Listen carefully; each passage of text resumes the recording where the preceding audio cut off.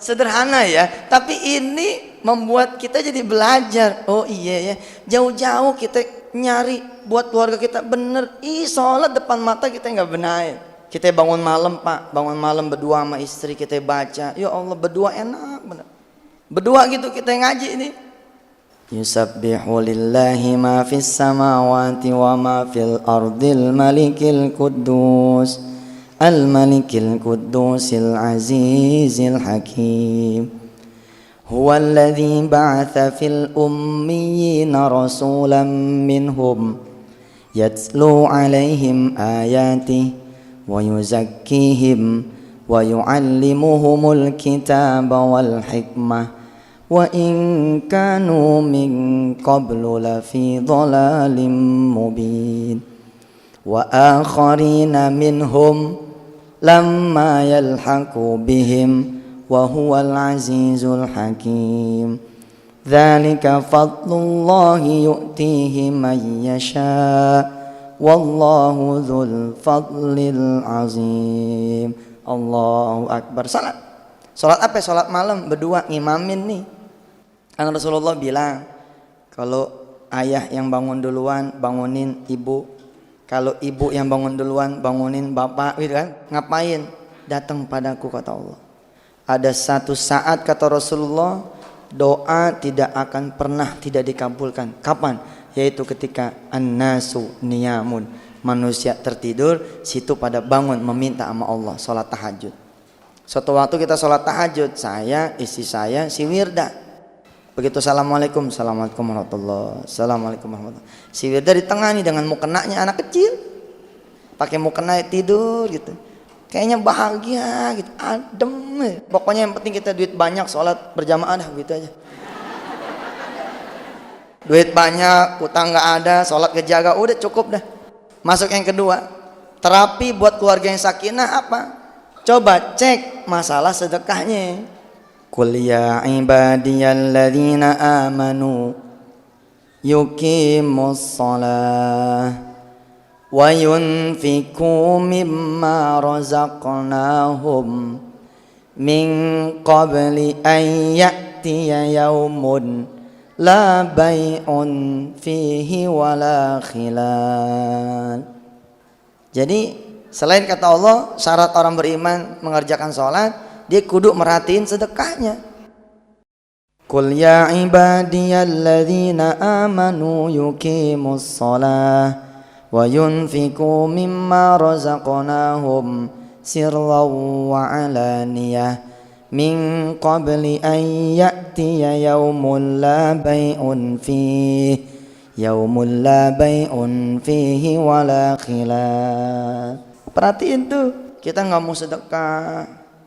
Sebab apa? Sebab kita suka merasa, ya Allah Ustaz, kayaknya buat kebutuhan rumah tangganya udah pusing.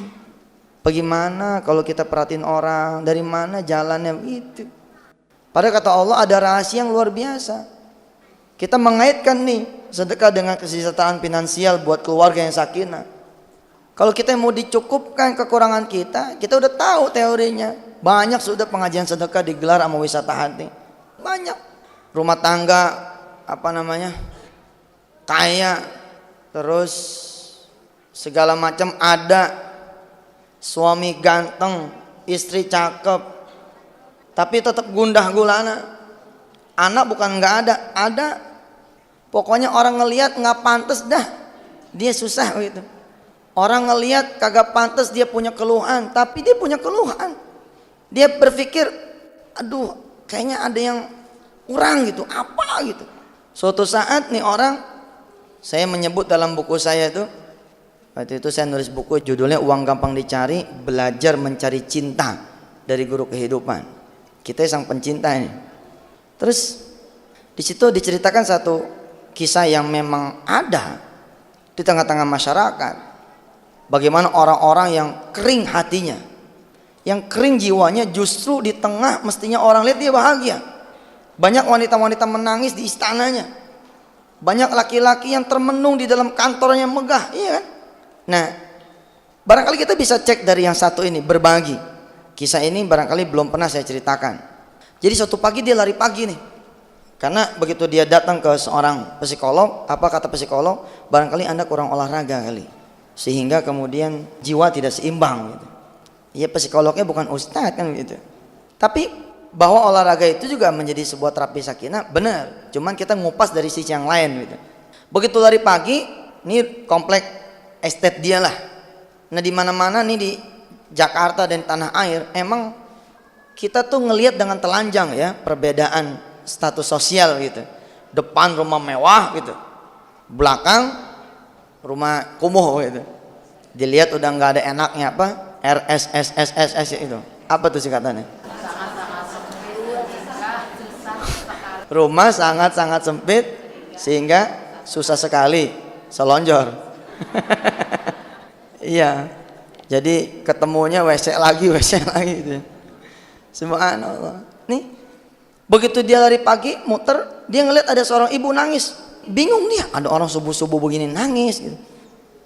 Jalan lagi dia, lari 2 putaran masih ngeliat nih ibu, 4 putaran kagak tahan dia nanya, ibu kenapa nangis, gelap-gelap begini nangis? Si ibu dongakin kepalanya ngeliat nih orang, dia jawab, saya habis dipecat. Bingung dia, habis dipecat subuh-subuh begini siapa yang mecat? Dia duduk juga tuh, duduk dengan anduknya, duduk dengan pakaian trainingnya, di samping nih ibu, sesuatu yang belum pernah barangkali dia lakukan. Lah kalau kita emang temannya orang miskin melulu, begal sama dia emang. Lah kalau dia pada orang kaya belum tentu gitu. Maaf ya, banyak lah sekarang orang kaya yang soleh banyak. Tapi saya mengingatkan barangkali kita berbagi kurang, sehingga pemenuhan hati baru sebelah. Lihat komposisinya, wal ya ibadiyalladzina amanu yuqimus shalah wa yunfiqu mimma razaqnahum. Kalau salat doang ke Allah doang sebelah kita, sebelah yang penuh, sebelah lagi belum. Maka kalau mau komplit, sedekah, salat, sedekah, salat, sedekah, salat, salat, sedekah, salat, sedekah, salat, sedekah, begitu komplitin. Dia duduk sama si ibu yang miskin nih, terus dia ngomong, kok pagi-pagi dipecat, emang ibu kerja apa? Terus dia bilang, saya buruh cuci pak. Loh kok ada buruh cuci pagi-pagi dipecat, bagaimana ceritanya sih? Pak, saya udah 4 hari gak masuk.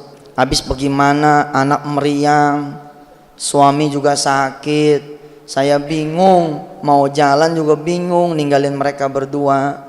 Apa ya tega saya nyuci, sementara mereka berdua susah butuh saya. Namanya simpenan lagi ada pak, saya mencoba tidak kerja dulu dah gitu. Oh, rupanya dia buruh cuci harian. Lah terus pagi-pagi pak sebelum subuh emang saya biasa datang. Saya datang ke rumah majikan saya. Begitu dibuka pintu, apa kata majikan saya? Maaf, udah ada yang baru. Udah begitu doang. Hati saya sedih, padahal saya berharap cuma 25.000 saya bisa bawa pulang nih pagi ini. Istighfar tuh nih orang. Astagfirullah. Yang benar ibu, iya pak. Saya kerja cuma dari jam 5 sampai jam 10 harian 25.000 itu. Udah nyapu ngepel ngegosok dah sampai jam 10 kelar kan begitu ya. Sekarang kan banyak tuh buruh-buruh apa rumah tangga yang harian begitu sifatnya, nggak tinggal di rumah. Terus suami beneran sakit? Iya pak sakit. Anak sakit. Ya sudah, ikut ke rumah saya dulu yuk. Gitu dibilang.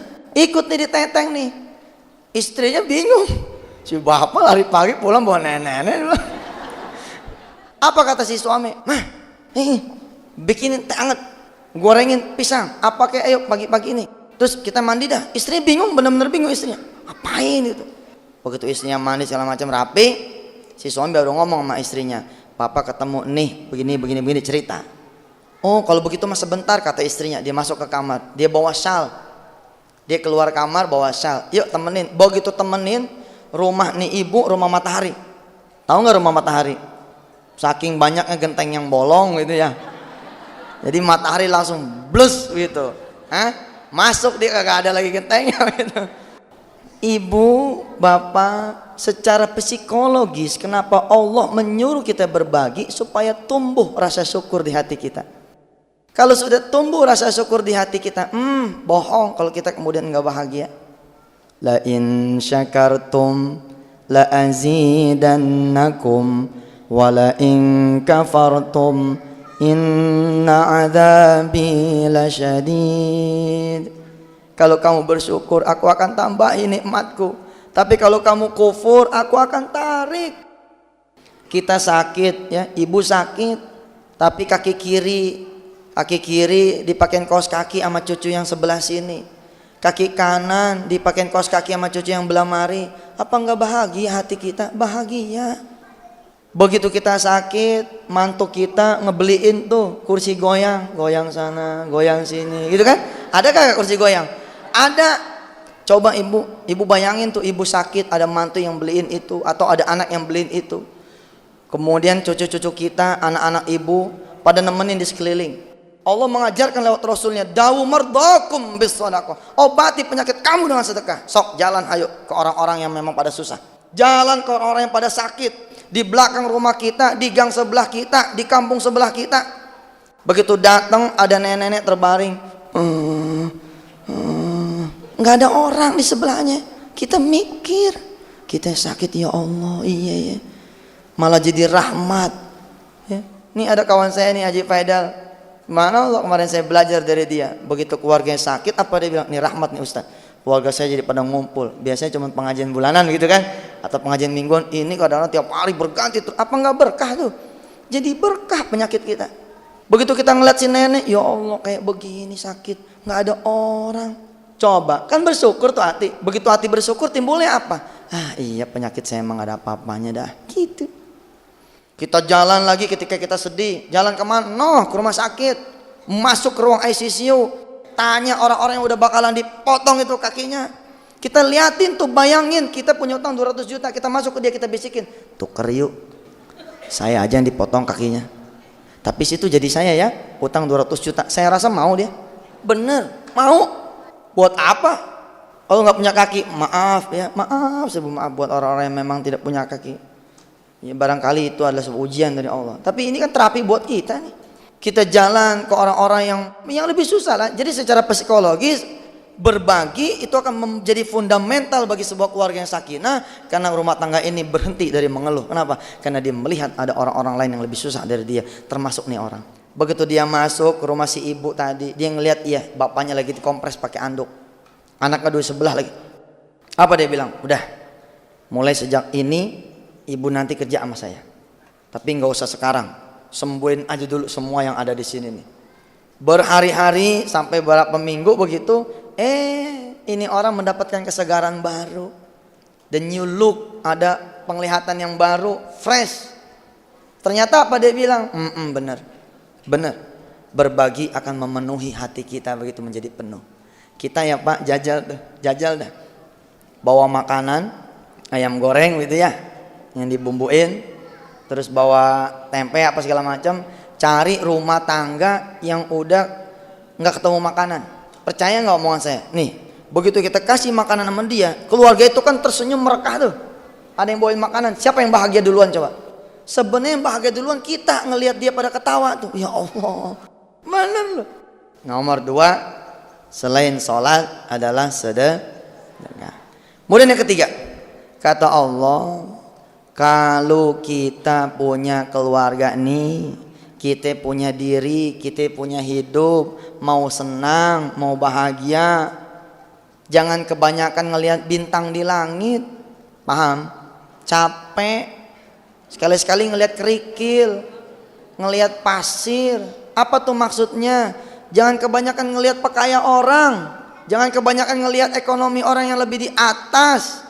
Jangan kebanyakan ngelihat karir orang yang lebih bagus. Jangan kebanyakan ngelihat proyek orang yang lebih banyak.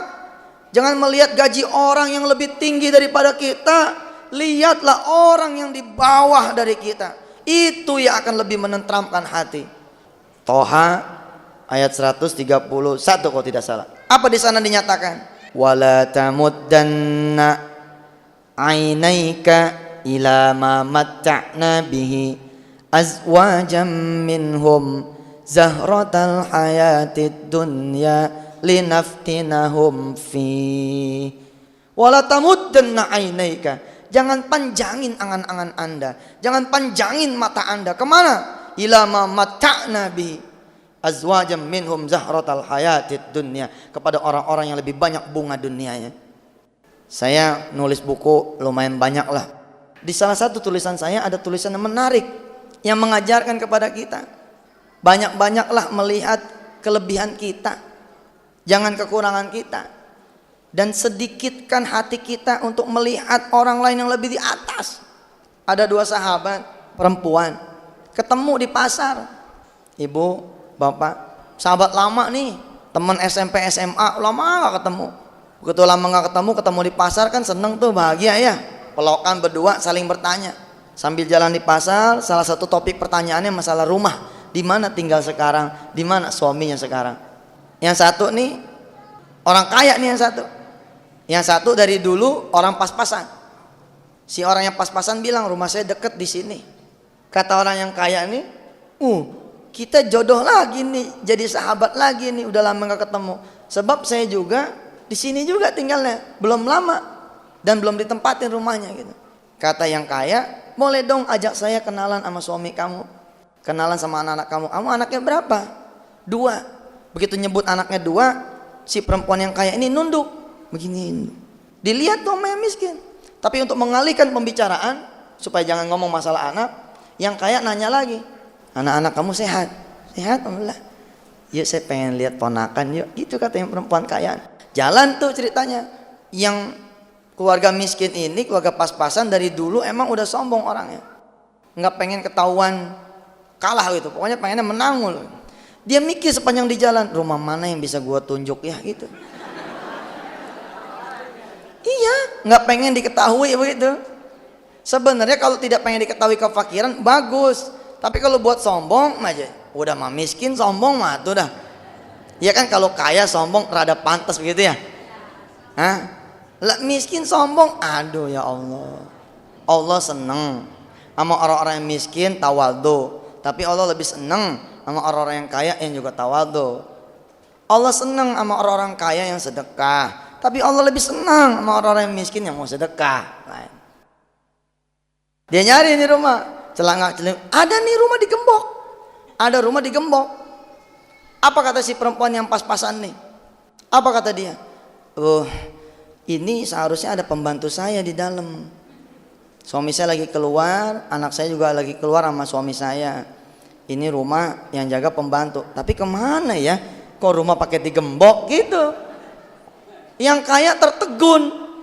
Si orang yang kaya ini, si perempuan kaya ini tertegun melihat kelakuan ini sahabatnya.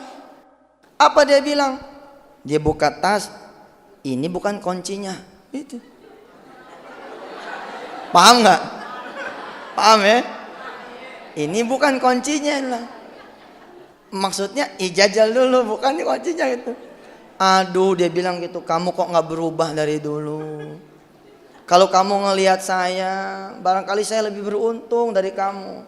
Tapi enggak tuh, saya melihat kamu yang lebih beruntung. Kamu punya anak 2, saya belum. Saya punya rumah begini mewahnya, begini bagusnya, yang kamu aku sebagai rumah kamu, padahal ini rumah saya. Lah ini yang saya beli, dia bilang begitu. Coba tuh ibu, coba tuh bapak. Ada tetangga saya, alhamdulillah sekarang tuh sudah tidak lagi mengeluh. Dulu juga emang gak mengeluh. 2 kakak beradik, pas-pasan hidupnya. Tapi tuh anak ngebrojol mulu. Lah kakaknya kaya, tapi anak mampet kayaknya gitu, kagak keluar. Kan di sini akhirnya malah tumbuh saling berbagi begitu. Kadang-kadang adiknya nganterin ke kakaknya tuh anak supaya si kakak merasa punya anak gitu. Kemudian si kakak juga ngebantu adiknya, jadi manis gitu. Kita banyakin melihat yang di bawah kita. Kalau kita banyakin melihat yang di bawah, insya Allah hati kita lebih banyak ademnya, lebih banyak tentremnya, lebih banyak syukurnya begitu ketimbang mengeluhnya. Terakhir, sebuah rumah tangga yang sakinah, mawaddah warahmah nggak bisa kemudian dijalankan tanpa kita mencintai Rasulullah Sallallahu Alaihi Wasallam. Apa maksudnya tuh Ustaz?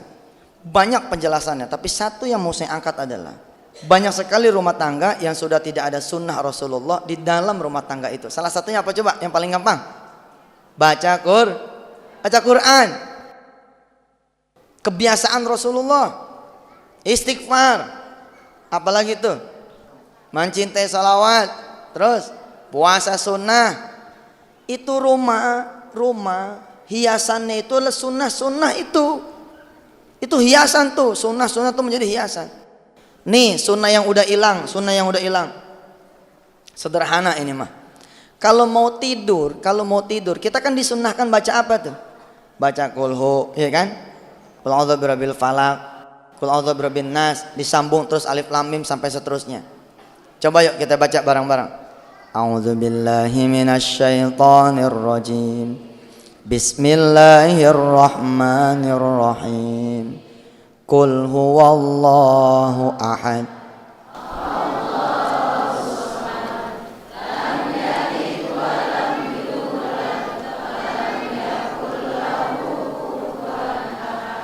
Bismillahirrahmanirrahim. Qul huwallahu ahad. Allahus samad.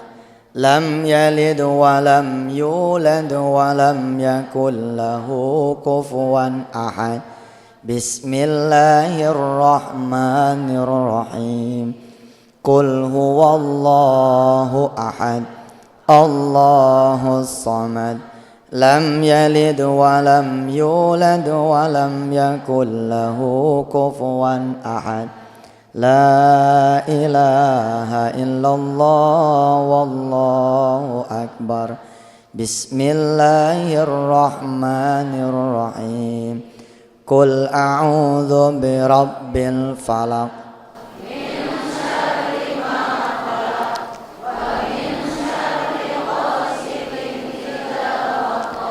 Wa min syarrin naffatsati fil 'uqad wa min syarri hasidin idza asad. Stop ya, sampai terus datu nih.